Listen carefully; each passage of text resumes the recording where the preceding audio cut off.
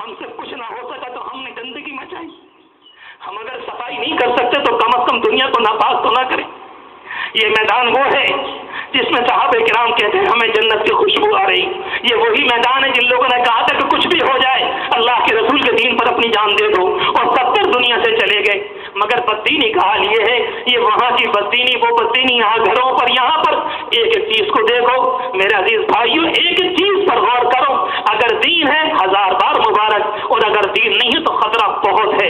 مسئلہ کپڑوں کا نہیں، مسجد میں بیٹھا ہوں آپ کے سامنے، اس عمامے کا مسئلہ نہیں، اس صافے کا مسئلہ نہیں، مرنا تو قبر کی معافی کا ہے. اللہ راضی ہو جائے تو سب کچھ، ورنہ یہ لمبے کرتے، یہ داڑھی کسی کام نہیں ہے، یہ امامت کسی کام نہیں آئے گی. ہم نے نہیں سمجھا آخرت کو، ہم نے نہیں سمجھا قبر کو، واقعات نہیں سمجھا. حضور پاک علیہ السلام کے ایک صحابی حضرت معاذ